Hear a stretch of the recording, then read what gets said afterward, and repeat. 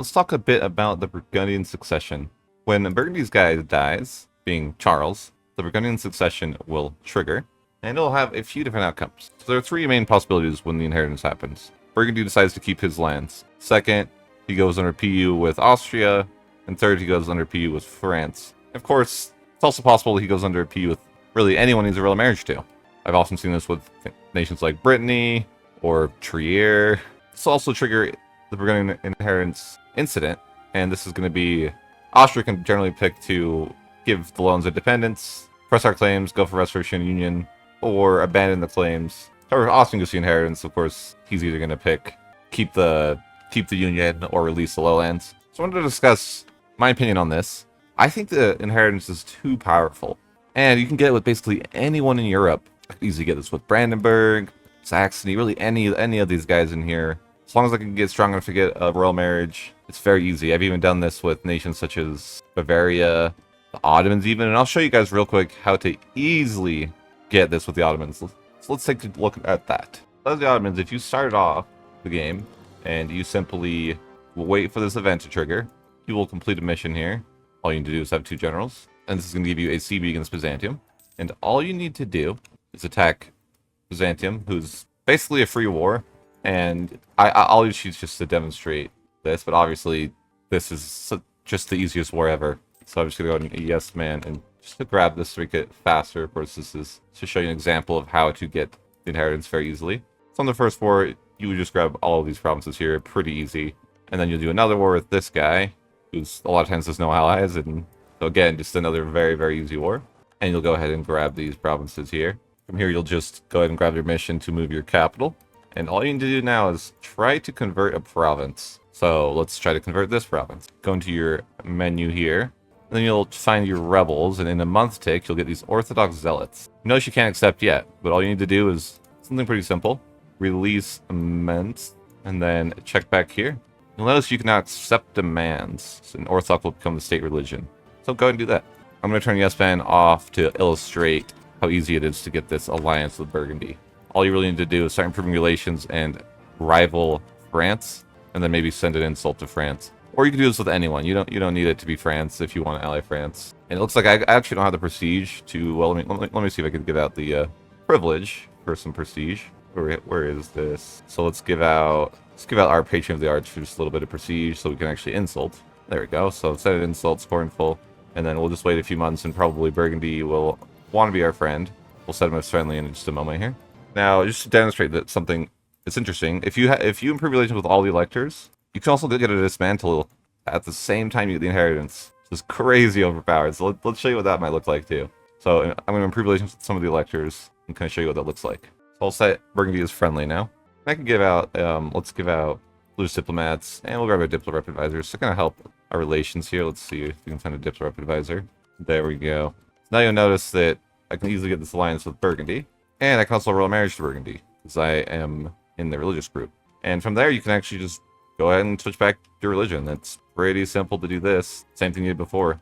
So to switch back to religion, simply release this guy, and do what you did before. Try to convert a province, and you'll wait a month. One thing to note in this case, actually, if the unrest is already above 50, you might need to harsh treat, or just pick a new one.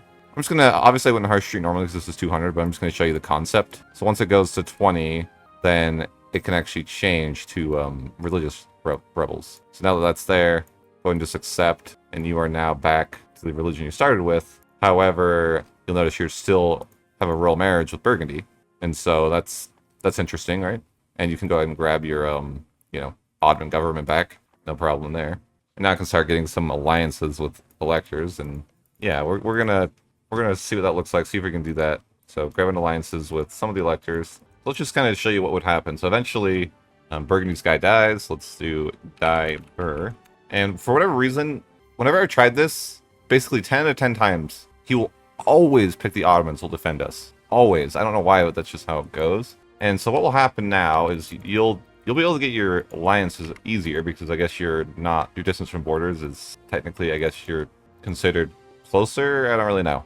From this point, you have basically a year, and then Austria's going to demand the lands back, generally speaking, because he's your rival. And yeah, we're going to try to use that year to see if we can get all these different alliances, which maybe I can't do because I didn't wait to, I kind of didn't wait long enough in the game. We'll see. I'll grab myself from prestige and just assume that I, had some prestige by the time the inheritance hit, which probably would be about 15 years later, so I would definitely have some prestige. Just so I can insult some rivals to get those relations where they need to be. I'm gonna go and try to get all these alliances through selectors before this triggers. And I'm not using Yes Man, just to kind of demonstrate, make sure that's understood. So I wanted to see, do this legitimately. Let's, you could always like send influence, send gifts, that sort of thing. There's Mainz done. Grab my alliance with Mainz. Grab that alliance with Saxony. Brandenburg here.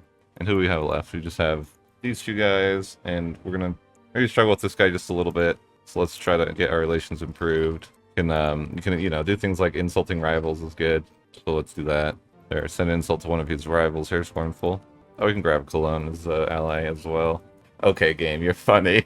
I actually wanted to dismantle the HRE, even though that is kind of funny. And I guess to demonstrate what happens in this event is you get this thing called I Could Kiss the Horse. I guess sometimes if your RNG is weird, you get it within the first year.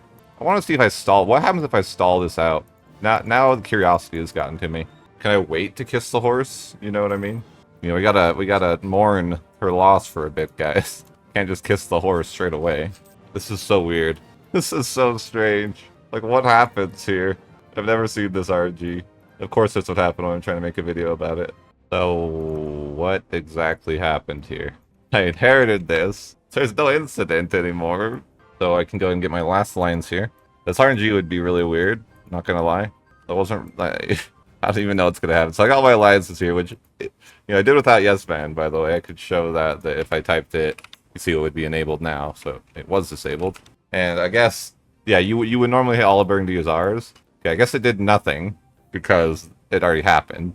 What it should have done is triggered a war, and I guess I could just go back and make that war trigger, because I do want to show you guys what that would look like. So let's just go back to the beginning of the year, I guess. Weird game. Weird game. Actually, let's see what would have happened. Let's see what would have happened if I would have clicked it. Let's see. Curiosity about this, because I've never seen this. I've never seen this situation before. So now I got all my alliances here with all the different electors. I want to see what would happen, because this was weird. Yeah, so I would hit all of Burgundy as ours, which would trigger a war. And it's a defensive war because, yeah. But I guess I would inherit it. Does it like the war end? Or what's the war about anymore? I don't know. Because it really doesn't matter. Nobody seems to be willing to let me walk through, though. It's kind of rude. And if your war is anything like this, like mine, I've kind of made jokes about this, but I've kind of indicated in the past, like, you could dismantle it without even fighting. Because, like, you don't even need to do anything, generally, because you have all these different allies, and he generally has, like, 1 or 2 allies. Maybe he has Hungary by that point, but literally, you're like, you don't even need to do anything, really. So as you can see, I was just chilling over here, and, they sieged out some stuff for me, and, yeah, I could dismantle. And obviously, I'm, use cheats to get here in some way or shape or form, but I've done this in a real game as well. I just wanted to show you the concept. Obviously, it wouldn't happen in 15... It wouldn't happen... Generally, you won't get the inheritance by 1453. It'd be like more like 1470. Anyways, just to show you an example. Yeah, that was really weird with the inheritance actually happening at the same time. What I wanted to illustrate, though, is that I think the Burgundian inheritance is just really too powerful. You can get it with almost anyone in Europe, right? Like, you could... I think you could get it with, like, Denmark or England or France... Castile, Portugal, Ottomans, obviously, Austria, Hungary, Poland, Brandenburg, anyone in the tree. And when you get it, it's like 300 dev, I think, right? Like, you're getting so much land. You're all of a sudden this super powerful nation for free.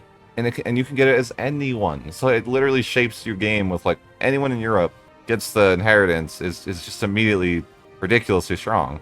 If you inherit Burgundy, you're probably a great power. It's that simple. And I think this is too overpowered. And of course, I want this video to be a discussion, not just me telling you it's overpowered, but me asking your guys' thoughts on it. What do you think about the potency of the inheritance? Now, I'm not the best with balance as far as what I think they should do about it, but I guess one simple idea I would go for is maybe only allow either France or Austria to get the inheritance, and make sure they're kind of always fighting over it. That would be a kind of again, I'm not like a very good at game balance, so that would be kind of my just like very intro level idea. I want to hear what you guys think, though. Tell me if you guys think the inheritance should be nerfed, what you think they should do to nerf it in a reasonable way, and just kind of overall your thoughts on the subject. I think that it's way, way too strong, but that's just my opinion. As always, thanks for watching and have a great day.